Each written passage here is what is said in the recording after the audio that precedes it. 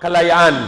Dahil na bukas, meron na mga Filipino, yung sa taga dito sa bansa na ito, meron sila na so-called kalayaan, independence or freedom.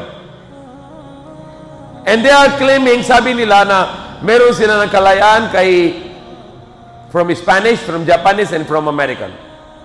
Meron sila kalayaan. So let's analyze it.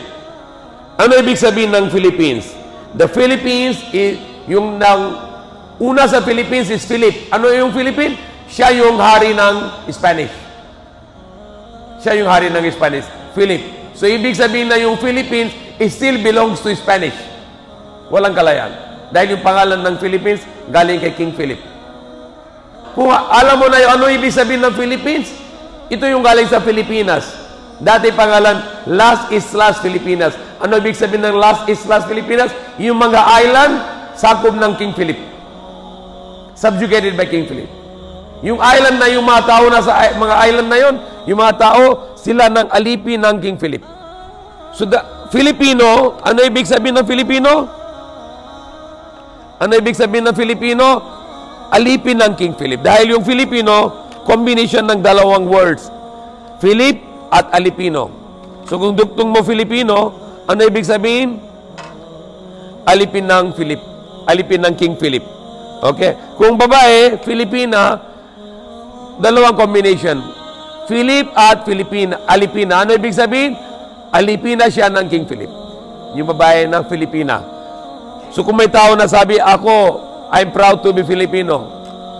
Parang joke lang dahil ginawa siya mababa sa kanya. Dahil ginawa siya yung tunay na alipin ng King Philip. Dapat siya yung alipin ng Diyos na tagapaglikha. Kung sabihin ng Filipino or Filipina, ito parang mababa, parang insulto. Dahil yung sakop ng King Philip yung bansa, tapos sila yung sakop pa rin. Dahil yung pangalan ng King Philip nandyan pa rin. Yung tunay na yung pangalan ng bansa ito na Maharlika dati. Bago pa na dumating ng Spanish, yung pangalan yon Maharlika. Ano ibig sabihin ng Maharlika? Yung lugar na yung tunay na kalayan. Walang sakop na yung mga ibang bansa. Yung mga ibang tao. So yung tunay ng pangalan na ito, Maharlika. At yung tao hindi Filipino at Filipina, bakros sila yung tawag Maharlikans. Yan tunay ng salita na walang insulto. Yung Filipino parang insulto. Ano ibig sabihin ng, kung ikaw Filipino, sabi mo ikaw yung alipin ka ng King Philip.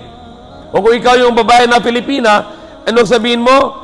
Ikaw yung alipina ng King Philip. So hindi maganda. Maganda yung pangalan ng bansa na ito, Maharlika. Kaya sulat ko kay Duterte, kausap ko kay Duterte dati, palitan mo yung pangalan ng Philippines sa Maharlika. Dahil ito yung tunay ng pangalan ng bansa ito, Maharlika. Tunay na kalayaan. Okay? But wala tayong kalayaan kay Allah subhanahu wa ta'ala dahil tayo lahat alipin ng Allah subhanahu wa ta'ala. So that is a true freedom.